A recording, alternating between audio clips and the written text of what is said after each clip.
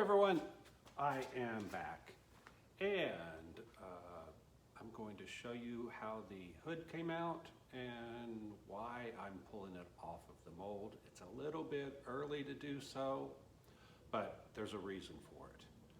So when I made the back section of the car, I only put 2 layers of fiberglass mat and a layer of, first put down of course the layer of the gel coat. And that's probably the minimum thickness you would want something to be. When I pulled it out, it's okay, but it could be a little bit stronger. And honestly, before I put it on the car, I will probably put it back into the mold, which is a pain. I've got to reassemble the mold. I will not treat the mold. I don't need to. It's already treated. And then I will put at least 1 layer, if not 2 more layers, on the back side of the part. Now, the reason I am pulling this off is the hood only has 3 layers. Now, part of that is because it's so flat. Anything that's flat needs more layers because there's nothing structurally to hold it. If I have a bunch of curves, those curves actually give it strength in different directions. But if something's absolutely flat, you either need to make it thicker or put some kind of ribs on it to strengthen it so it doesn't bend or sag over time. It will bend or sag over time. I have a car that I bought that when I bought it, it looked okay. It was a splash mold, which means it's a quick, dirty, thin one. And then over time, it slowly sunk down in the middle, and that had to be fixed. So I've learned to watch out for that.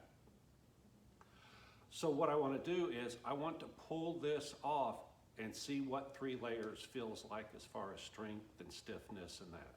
That will tell me that when I do the redo, the back section, do I want to add 1 more layer or do I want to add 2 more layers? It has a lot of curves to it, so I might be able to get away with 1 more layer, but then again, I might decide I want 2.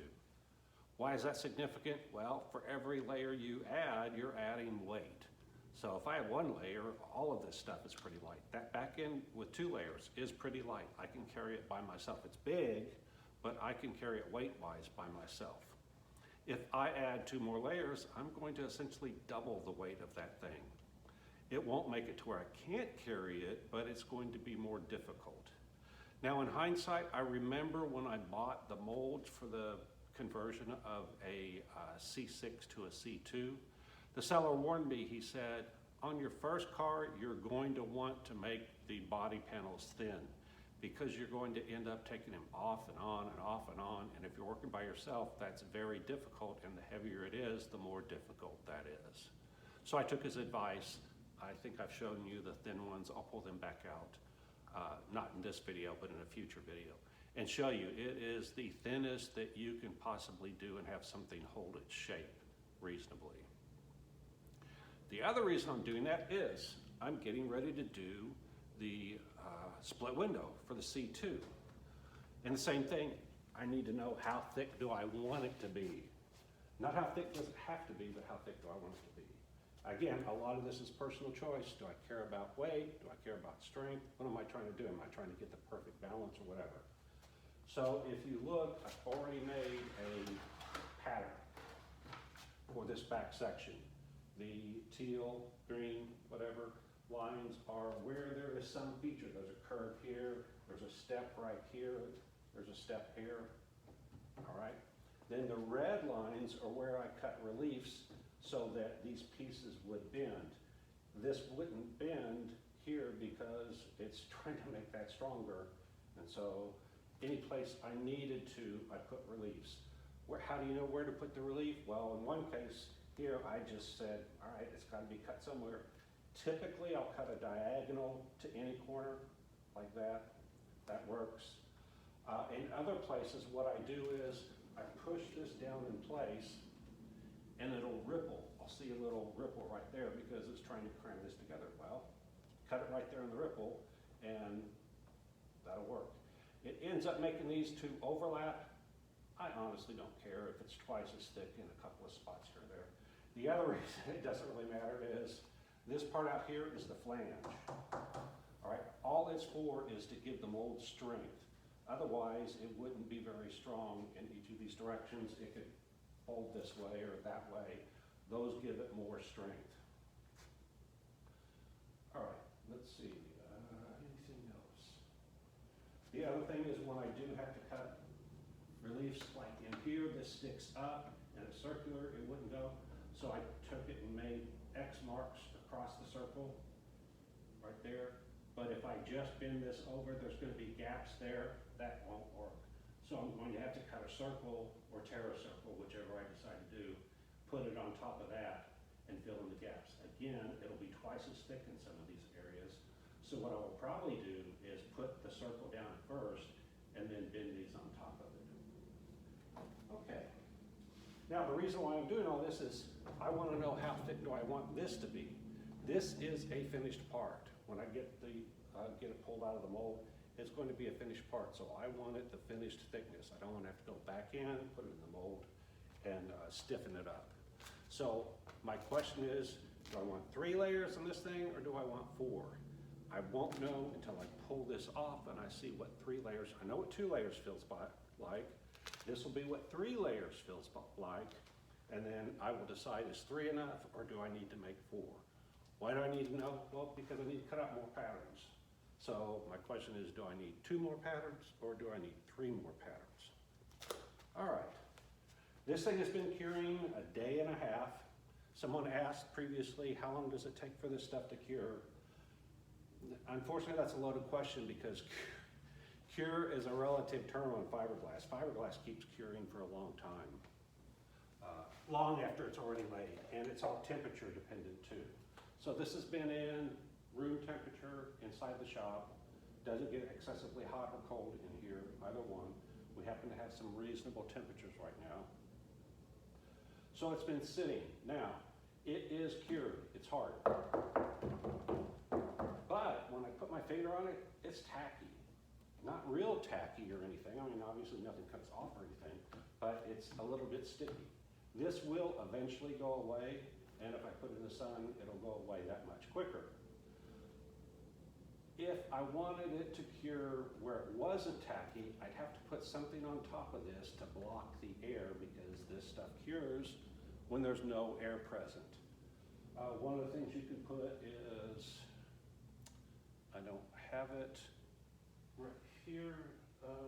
It's stuff I can either brush on or spray on. Once again, I can't remember the name of it. It'll come to me in a second. Plastic, you could put plastic on top of it. That would air inhibit it. Anything that you want to do that you can put on. You could put gel coat on top of it. If you put gel coat with wax on top of it, it would have a beautiful finish on it. The wax would cause the gel coat surface to harden, and then it would also cause the fiberglass to harden because it would air inhibit the fiberglass. The neat thing about that is both the top and the bottom of the part would look nice. Unfortunately, I use a brush for gel coat and it doesn't go on real well. If you remember, I did mention that this did pre-release. What that means is when I put the gel coat on it, I let it sit, and then when I came back to put the fiberglass on, in this low valley right here, it had pulled away. The reason why is because it shrunk as it cured, and when it shrunk, it had to go somewhere, so it pulled this up. If this was a critical part, I would have stopped and redone that. It's not a critical part. I'll show you why in a minute. So it doesn't really matter what the surface looks like under this. This is going to be a surprise to both you and me because I have absolutely no earthly idea how much that pre-release affected the surface. We're going to find out. Okay, because it did the pre-release, this thing should come off of this mold really, really easily. The other thing is, I'm using the term mold loosely on this. This is literally just a flat sheet. The reason why is because this is going to be set on top of the under support for the hood on a C6 Corvette. So the under support makes it, gives it strength. So this did not need to be strong. Because it's going to be bonded, there's no reason to worry about what the edges look like. And so it literally comes here. My fear there was that I could end up gluing this because those are unfinished edges. They're not horrible, but they're not finished like the rest of it. The rest of this is a polished surface. So it could conceivably stick along this edge, so it also could make it a little bit more difficult to release. What I did was I put aluminum tape all the way around the outside edges, and then waxed. When it got waxed, the aluminum tape got waxed. So there is nothing for it to stick to. You'll see when I pull this off, there's aluminum tape all the way around there. Theoretically, this thing should just pop off with virtually no effort whatsoever. The reason I think after I asked the fiberglass group and my Facebook group why I had pre-release, because obviously I don't want that to happen. The conclusion I've come to is we put the gel coat on too thick. All right, I say we, what happened is I showed the guy that's helping me, he's never done any fiberglass work, I'm teaching him as he goes, and I showed him how to do it. English is not his first language, he's Mexican, so he speaks Mexican or Spanish, whatever you want to call it. And so I just showed him, I put it on there, and I just went, don't brush it, because we were using the chip brush, don't brush it, dab it. Well, he did. I think he dabbed it too much.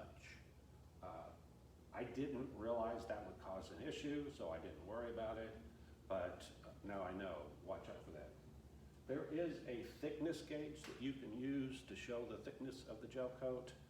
I didn't have him use it, I thought about it, didn't know where the gauge was, so I didn't worry about it. Now I know, at least the first time they do it, show them the gauge, show them how to use it, and then after that, that'll at least give them a target for when they're dabbing it on. All right, that's all I've got there, so let's go ahead and get to removing this. Now, I didn't put plastic down, I should have. So now when I step on this part right there, my shoe sticks. Again, this is the same fiberglass, so even though it's mostly cured, it's still tacky, it's not 100% cured. All right. The other thing is I left excess on the outside because you have to have some way to get this off. If you make it to where your fiberglass is exactly even with the mold, it's hard to get it started. Once you get started, it's okay, but you have to get it started. So what I'm going to do is kind of bend this up at the edge. I thought. So a lot of times I pull the mold off early. So I'll put 2 layers, like I said, 2 layers is the minimum.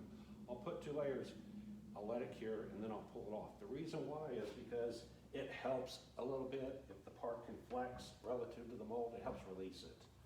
Not critical, but after I've had parts stick in the past, I do what I can to make it as easy as possible. If I then wanted more layers, I just set it on there and do more layers.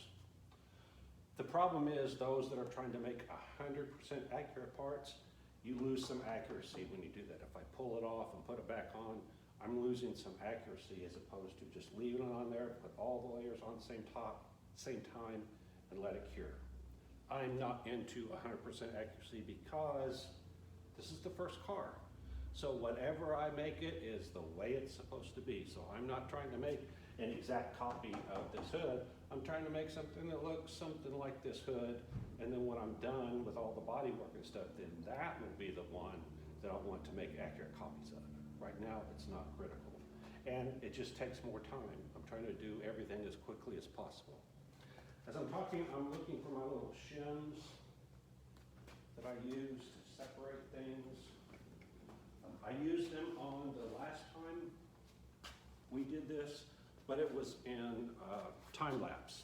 And so you honestly, when I watched it, you can't tell what we're doing. You can just see that we're moving around doing stuff. This one, I'm going to try to show you what we're doing. It was right here somewhere. All right, so what I use to separate is door shims. All right, door shims come in wood. I get these long ones because sometimes I need the right, or plastic. I use the plastic ones first because they will not damage anything, and a lot of times it's more than enough. So what I'll do is, you saw how I pulled up this corner right here? Well, there's a little bit of a gap there. So what I can do is I can wedge this in there, and normally I would flip this over so that I could could see, or I would actually bend over, but I'm lazy. So I'm gonna do this back here. Once I get it in there, then I can just go here and go across the edge like so.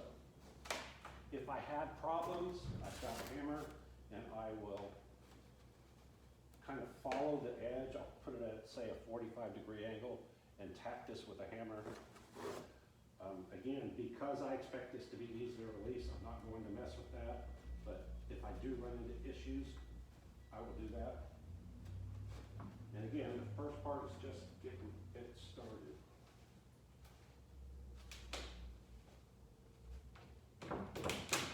And you can use your hand if you want, but you'll end up with a sore hand. All right, hear that popping? That's it letting loose. What will happen is you'll get to a certain point and all of a sudden the whole thing will just pop loose. Again, that happened with the rear section, but because it was on time-lapse video, you couldn't see or hear that. Now, I'm going to go ahead and put one of these, and the reason I put one of these is it's released, let's say, up to here and up to here. Released in that center section, there's this hump in the middle, so I'm going to go ahead and try to release. But before I do that, I'm going to go ahead and get it to release here. Any place that makes a 90-degree angle, this one curves, so it's not going to be so bad, but there was a section on the rear that was literally a 90-degree angle. It's very hard to get those vertical areas to release because you can't pull them out. All right, on the Grand Sport, I actually molded bolt holes. What do they call them? The little T-nuts on into the mold, so that when I made the part on those vertical areas that didn't show, it would go off and I could tighten the bolt and it would push it out. Or I could use air and use air to get it apart. Air is actually better. I just don't have a compressor all the time, and over there I don't have a compressor at all where I was working. Anyway, so I'm going to lift this up. I thought.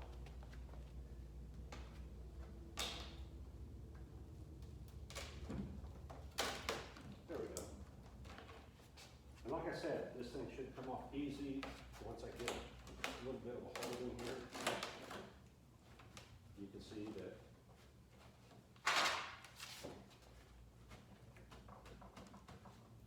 And so you can either force it or you can let time and pressure work with it.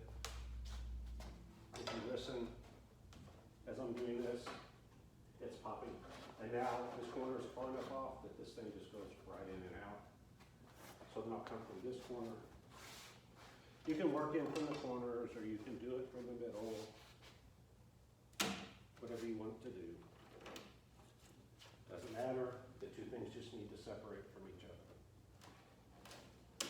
All right, so I'll push this in. And again, I'm just pushing it with the heel of my palm.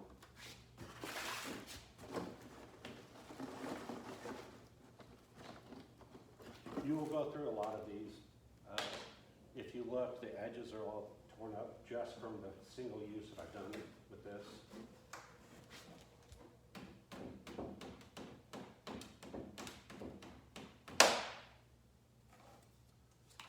Okay.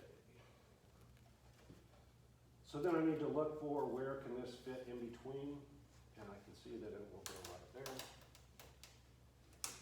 And I can see that, oh, it'll be able to go all the way the entire length. So that's the other thing you can do. You can look at where this is going. And I am going to find a hammer, just because I don't want to end up with a sore palm from doing this.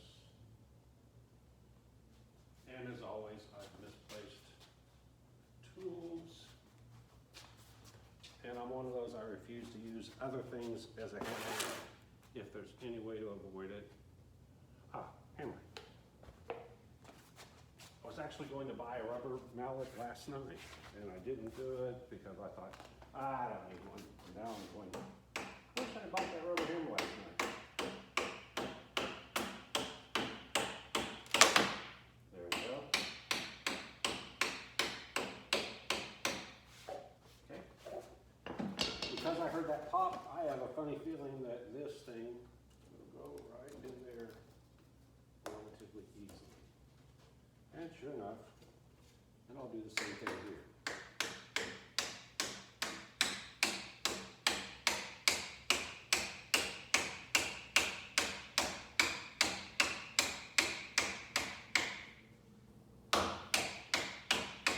Now, I was actually expecting to hear a loud pop there. It didn't happen, no big deal. Oh, and the reason I use wood and plastic is I don't want to damage the mold, don't want to damage the part. So I found out that wood or plastic doesn't damage either one. All right, but you can see how easily that just went in. So that's already released. So now I can start working my way around. This is why I put this table is actually sitting on one of the frame $17 dollies. So that makes it to where I can just move around. And you'll see as you work your way through, the one prior, the wedge prior, just comes right out. So I'll push it this way as far as I can easily.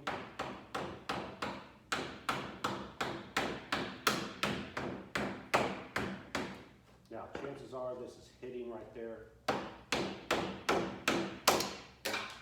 Oh, and those things break.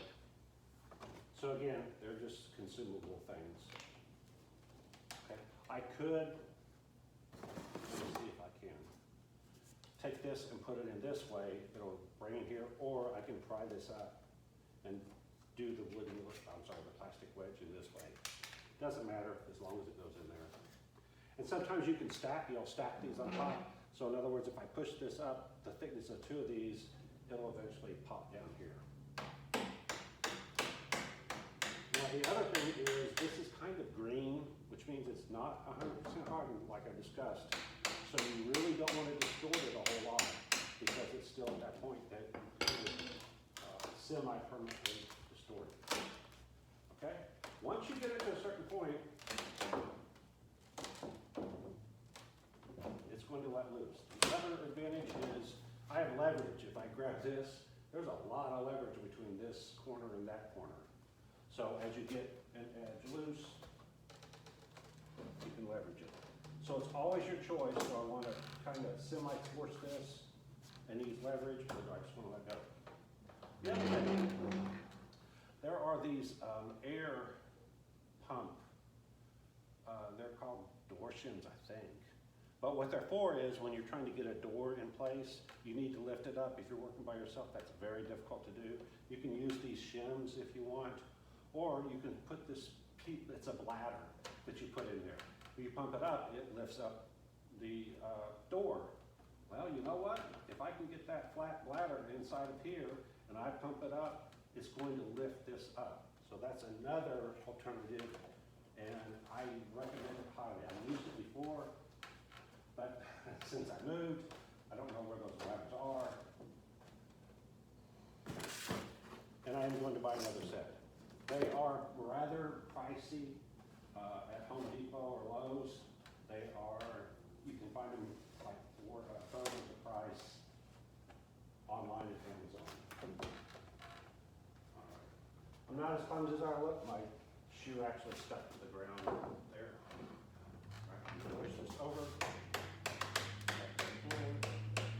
And again, I can use this wooden shim and say, you know what?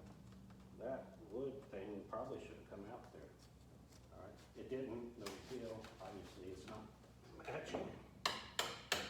What I'm trying to do is get this corner loose.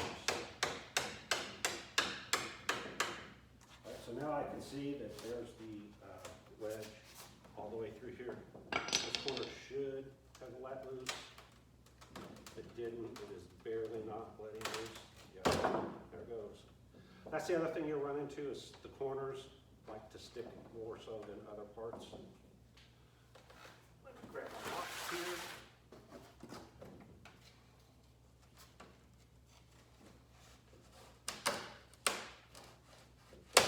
There we go. Because this is a long distance, we're going to pop that in there. Didn't have to, I could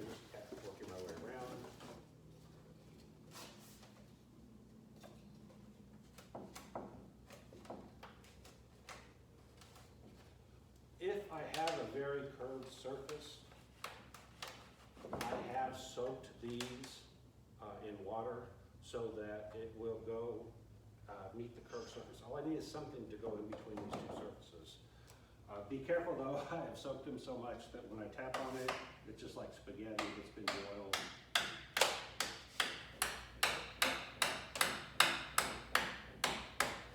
I'm doing this much slower than normal, so you can see how it works. Normally I would be accelerating at this point to get off, but I want to show you how to gently do this.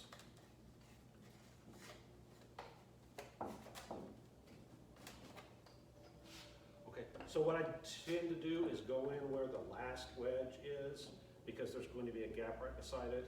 And then, like I said, I go to 45-degree needle. And at some point, I go ahead and straighten it out.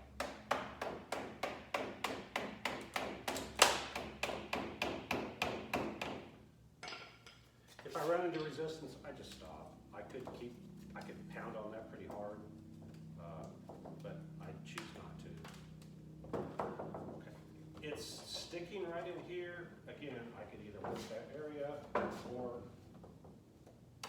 start from somewhere else. There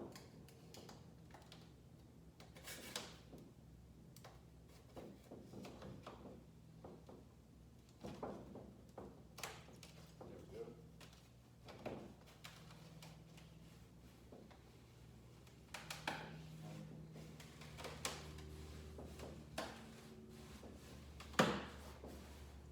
See, since I worked at it from here, that area finally just said, okay, I get it. Once again, back down. All right, so at this point, I could put another wedge under that one, force this area up higher, or I can just continue working my way around. I personally want to distort this thing as little as possible as I'm working, so I'm going to keep going thin shims all around the perimeter, instead of thick shims in a couple places. Okay, so like I said, normally I would, okay. If you look, this whole thing's loose. Okay. The mold's heavy, so if you see me lifting, I'm not lifting up the mold. The mold's staying on the table. So what's happened is it's let loose all around the perimeter here, here, and you can see how loose it is here.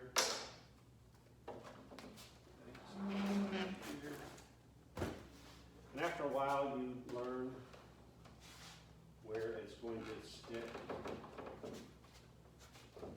I don't recommend doing this, but one thing you can do is you can stick your hand in here.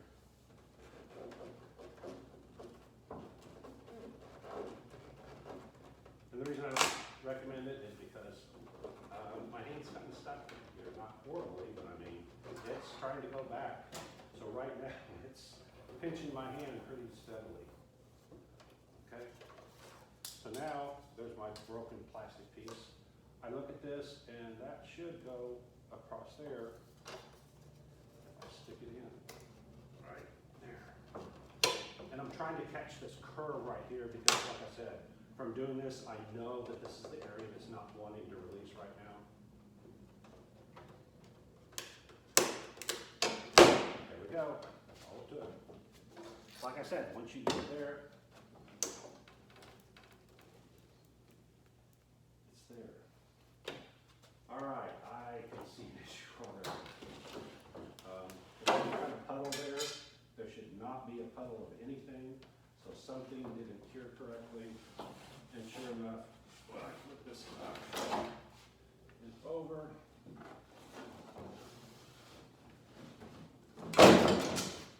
the gel coat did not cure correctly right here. Let me go ahead and get the camera. And again, I didn't mix it, he mixed it. I didn't realize he was going to do that. I was actually in the office doing work. So this would obviously be a part that has issues. All right, so this whole area right here, it didn't cure correctly. chances are he didn't put enough hardener in there. If I touch this, my finger's gonna come out black. I can already tell you. I'd rather not get my fingers black because it takes a while to get this off.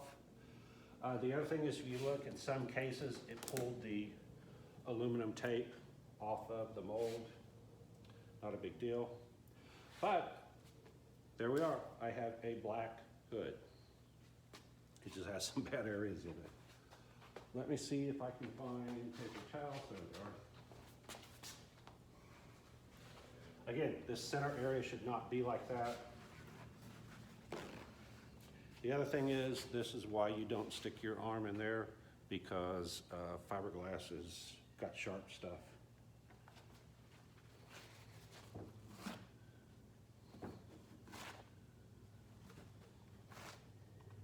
All right, luckily it's not as bad as I thought. I was expecting this thing to come out black from doing this. It's not, which means it's not as bad as I thought, but it is bad. I mean, obviously, this is not a usable part in a normal hood situation. Ouch. And you have to be careful because sometimes this stuff is a little bit sharp. I will hit this with either acetone or mineral spirits. So let's figure out which one works. Right, I'm not going to use a paper towel because it's going to tear them up. Not that it matters. I'm going to find my rag in the box. Grab one of those. I am going to use the not so great paint thinner, the environmentally safe or whatever stuff. Friendly, there we are, environmentally friendly. Okay.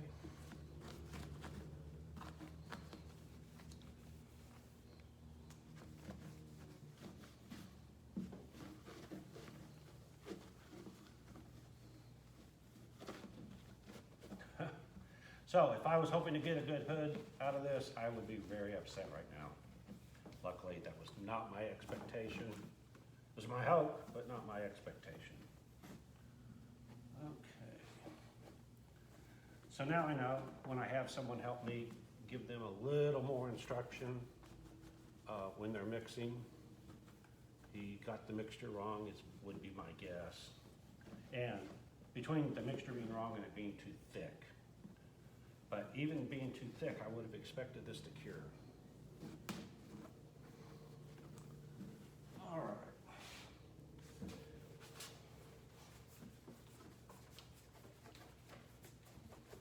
So what are the disadvantages of this mold? And so you can see the rag didn't even come out black. There we go. Didn't even come out black.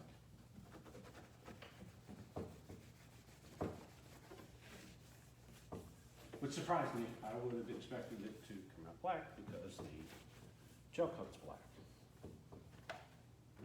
If someone knows what happened here, feel free to chime in and let me know.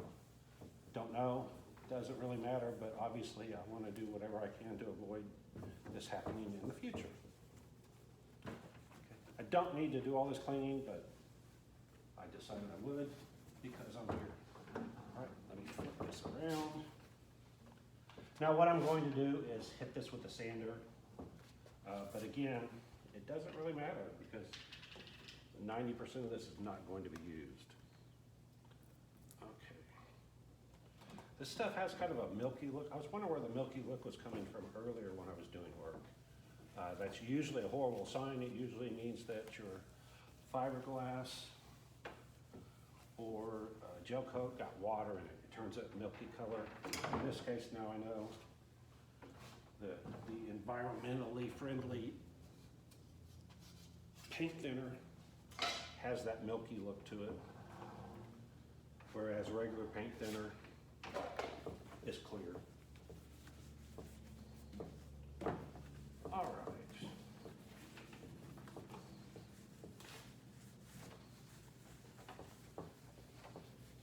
So you can see that the areas that came out good, look good. I mean, that's a good surface finish for the hood. That reminds me of the other thing. Typically, if this were a real mold, there would be a 90-degree flange right here or a heavy duty flange sticking out, something to help it keep its shape.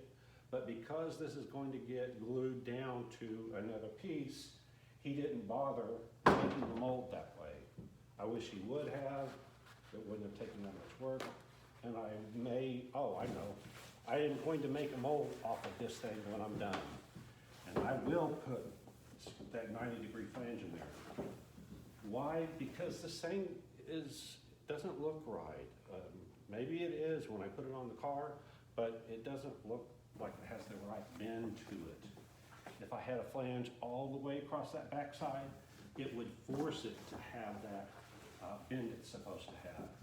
Right now, time and pressures and everything else could make this thing bend this way or that way or whatever way it wants.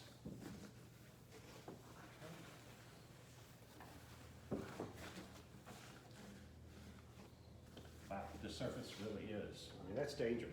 I could cut myself if I wasn't using a rag. I did switch to a paper towel. I'm cheap. And again, it doesn't matter in this case. All right, the other advantage of trimming this earlier is this would be what we call green, and it would cut with scissors. Right now it's no longer so green, so it's going to take a real cutter.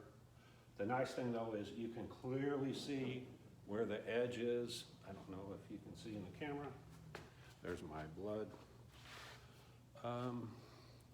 Okay, no, you're seeing way down there, so let me bend this down. There we go. Okay, so if I look, I can very clearly see exactly where the edge of the gel coat is. So right there's the edge of the part. Hopefully he left enough excess right here that if I cut it even right, exactly dead even with where that edge is, it will still be a little bit of excess. Okay. Now I am going to lift this up. Move this over. And remember, I said one of the main reasons of pulling this off right now is to see how sturdy this is with 3 layers of fiberglass. All right, there we go. So this is the back side, which doesn't look bad at all. Okay, and it has a few nibs here or there. So what I would do is take a big disc grinder. Let me show you, just so you know. This is one of those tools you're going to need just because it makes quick work out of something like that. I could do this with a sander or whatever normal one, but this thing eats up fiberglass. So what I do is I just quickly go over the surface, and anything that sticks up right there, this will cut down. Don't do this with your bare hand because you will end up cutting your hand. I'm doing this very lightly because I've learned from experience that it hurts. Okay. There's that edge I was talking about. You can clearly see. If I had the camera aimed right, you would clearly see, there we go, where the edge is between, there's where the gel coat is, which would be the edge of the mold, and then this is the excess that I purposely left. Okay. One of the other things I could do is take this, put it back on the mold, flip it over, and then use my cutter and follow the edge of the mold. That would do the same thing. It would be easy. That would be the easiest way to do it. I tend to not do that because I want to make absolutely certain I don't damage my mold. So I will probably, and I know that this isn't a critical edge. Okay, so a lot of the fiberglass people use a rotary cutting tool to do this. I don't like that because it makes a lot of fiberglass dust. As I've discussed before, when you get fiberglass dust, it makes those little pieces that stick into you and make you itch. I use my vibrating multi-tool. It's around here somewhere. And that does not create nearly as much dust. You could hook up a vacuum thing to it. I don't. All right, I am going to look at my mold because it concerns me about that area. Now, remember when I was talking about the flatter it is, the thicker you need it to be. Well, I'll show you. This thing is pretty flexible right now. If I didn't know the purpose of this and that it's going to get more reinforcement, I would say this thing is nowhere near thick enough. It needs 2 more layers probably to be thick enough to stand on its own, or some kind of braces or support. Okay. Now, what I was talking about is if I look at this, it looks like it curves like this, like a wings, and these are slightly high. If anything, it should be curved the other way, so this is pointing down. Again, it's in the mold. Again, if he had put that edge across there, it wouldn't be that way. I will do it in the future. All right, so I'm going to move this out of the way. Slide this over just a little bit to get me some room. And hopefully not knock over the, what I'll loosely call camera, even though it is a phone. By the way, a follower gave me a super thanks, I think it's called, and gave me $50. He requested that I buy a microphone and, a drink. So I will do that first chance I get. I looked at microphones previously, and I did what I usually do in something like that. When I buy something, I research the heck out of it, and that's where I got stuck. I didn't come to a conclusion. I tend to go to Amazon, read the negative reviews, and every one of them had some negative reviews. I've never seen this mess right here before. I have no clue what happened there. I just wanted to look, okay. I don't know. I don't know if that's gel coat. I don't know if it's fiberglass. I'm hoping it didn't damage the mold. But again, I'm going to make another mold from this, so it's not that critical. It's just, if I ever decide to make just a C6 to C2 conversion, I would need this hood. Well, other thing is, I really don't like this hood. There were several different hoods that came on this C2 Corvettes. This one they call I think they call it the floor mat one, because honestly, these 2 depressions look like a couple of floor mats. My least favorite of the hoods. So I probably wouldn't use this in the future. Anyway, I would put some kind of hood scoop on it. All right, you can see that, let's see if I look at this. This is maybe 1/4 of an inch thick, okay? It's still somewhat flexible. This thing's pretty freaking heavy, okay? So that's why I would rely on the thickness of this to give it strength. I would put some kind of supporting mechanism. All right.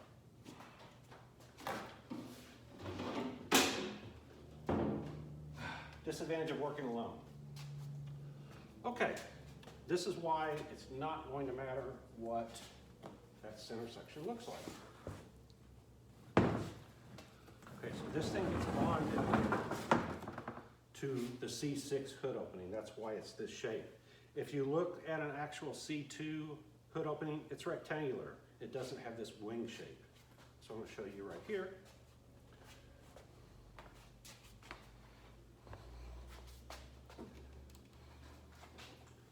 This is a C2 Grand Sport hood. So like I said, it has the basic rectangular shape to it. It just has all of this extra vent area that the C2 would not have. A C2 would probably have just those floor mat pieces. Okay, this is going to go on top. All right. I would use this the way it is, but I can't because it won't cover the hood of a C6. It would leave these little wing areas exposed, which obviously wouldn't work. This is a splash mold. I made this so that I can have custom vents made. I'm actually going to ship this off to a vendor and have him make billet aluminum vents. So shipping cost was a concern. There was no reason to send him a heavy hood because he just needs the opening shape. I did the same thing with the front nose. I made a real lightweight one. Again, this is one layer, I think. It's pretty thin because I just needed the shape. All right, so luckily I've checked this out before, just by coincidence, I guess. The back edge of this matches the back edge of this C6 hood very, very well. The length is almost spot on. So all I gotta do is make these two into one piece. My question for myself is, how do I do this edge so that this looks like it's one piece instead of a hood scoop stuck on top of an existing hood? What's happening is there's a gap here, let's say 3 or 4 inches, and it's because the hump in the center of this hood, if you looked at it, said hump is meeting with the bottom of this vent. I don't know if I want the vent to be 100% there, but I'm going to assume I do. I did not trim this also, which it could or should be done. Again, the idea would be put it back in the mold, trim exactly at that edge so I have sharp edges, the right depth. I don't know when he makes the vents if they're going to be full depth or not. I just want them to look good. The vents that came on this are thin slats of aluminum, like so. I'm going to guess this is about 60 thousandths of an inch thick. I haven't measured it. I don't have my calipers. I haven't found them since the move. I'll probably just buy another set from Harbor Freight, but it's pretty thin. It's not flexible, but not overly stiff either. And then what they did was they cut slots in here, and then this goes in there in the slot, and then a bolt goes here. Actually, a screw, I guess. A screw goes here with a nut and a washer. All right, it works, but it's tedious. I'm trying to figure out ways to make assembling this easier. So rather than have to cut a bunch of slots accurately and fix all this in, I just want an aluminum piece, build an aluminum piece that I just drop in and put, let's say 4 screws, one at each of these, or however it works. But a couple of screws to hold that in place instead of going off and putting, I don't know, 1, 2, 3, 4, 5, 6, 7, 8, 16, 20 nut and screw. Oh, 2 for each, yeah.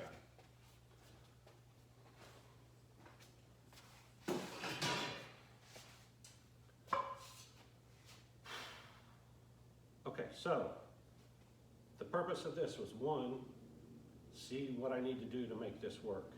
What I'm going to have to do is come in here and I'm going to cut out that section right there, that section right there. That's going to allow this to go down to where at least it hits right here. The next step, there's a step. Let me show you.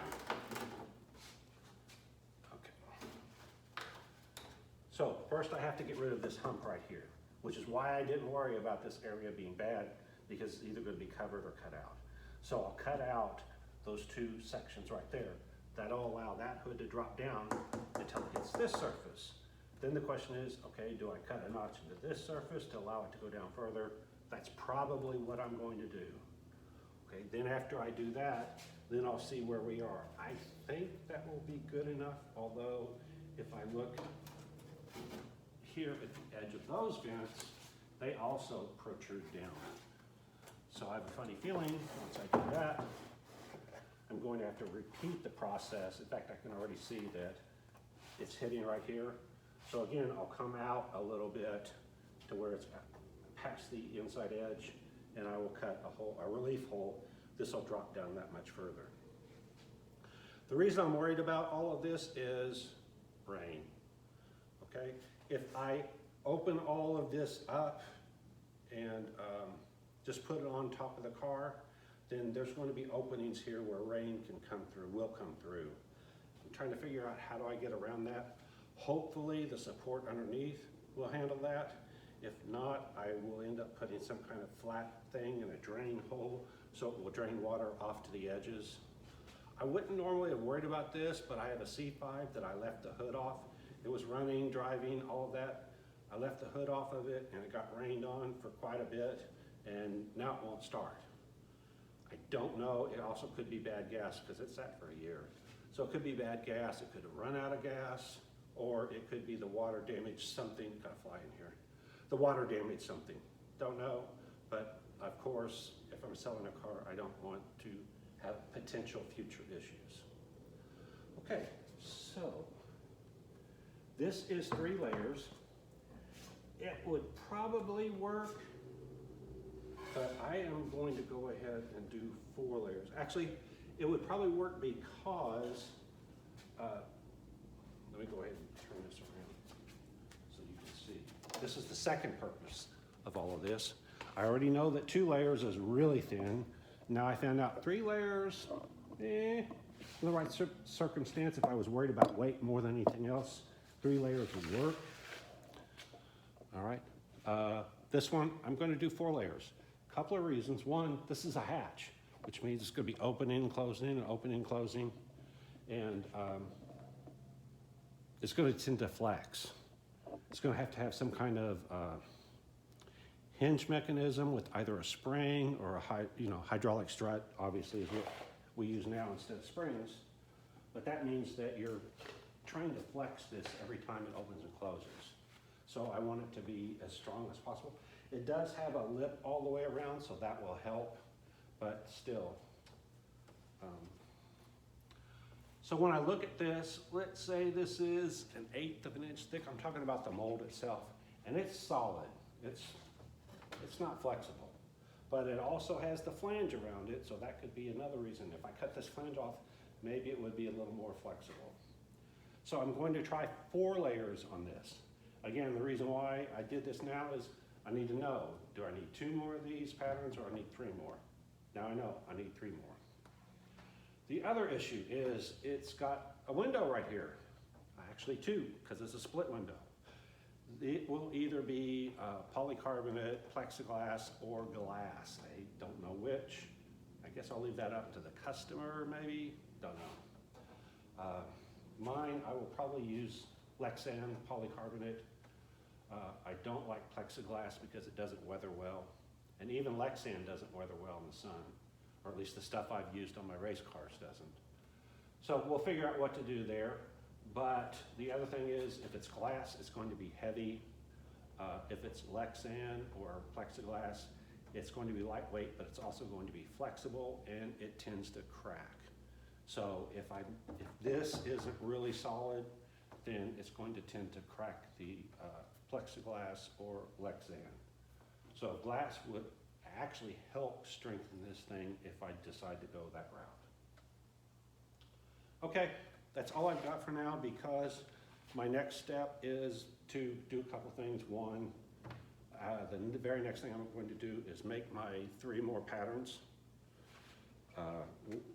And then I am going to lay down the fiberglass.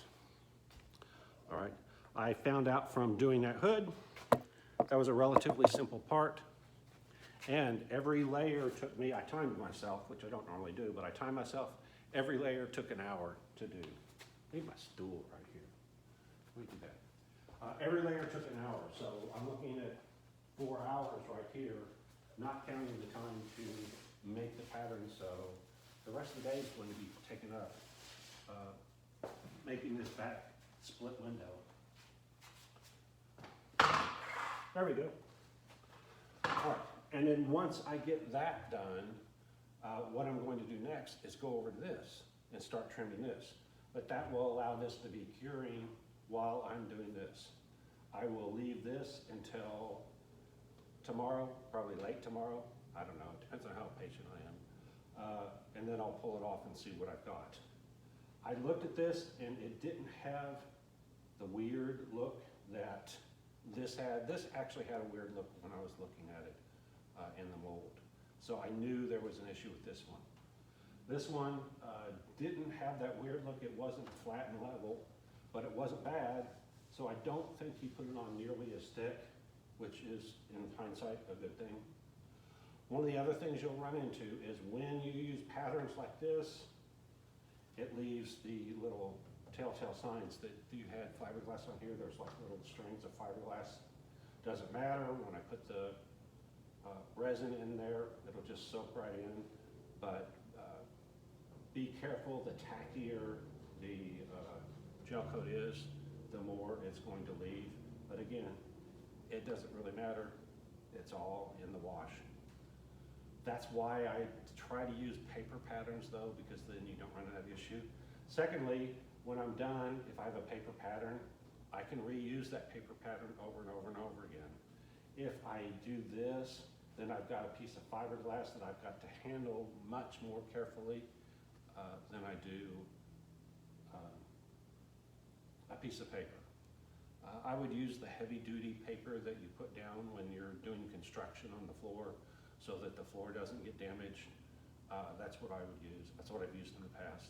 They make a lighter weight one. That'll work. I mean, anything actually will work. The one disadvantage of that is it's typically not wide enough to do something like this. So you would have to make it out of two pieces, glue them together, tape them together, whatever. Not a big deal, but again, it's just another issue. Okay. And in the past, a lot of times I just leave I make an extra one of these. So I would not use the original because it's all marked and everything. Every copy is slightly off from this because I'm not being that careful. I'm purposely leaving borders on everything. So I would save this original one and make the patterns, keep it as a pattern. And I will literally get a marker and write pattern on top of it. I'll also mark top, right, left, back, whatever I need to do to make sure it's oriented correctly. This one's kind of obvious, but on other patterns that I've made, it's not quite as obvious. All right, that's it. So, like, subscribe, hit the alert, hit the thanks, and if you want to donate. And before I finish, I want to thank, I have a follower, I forgot his name, I was going to look it up before I did this. He actually donated $50, so I'll use that for, he suggested a microphone and a drink, so I will do that. So, all right. And if you don't like what I'm doing, you don't know Jack. Bye.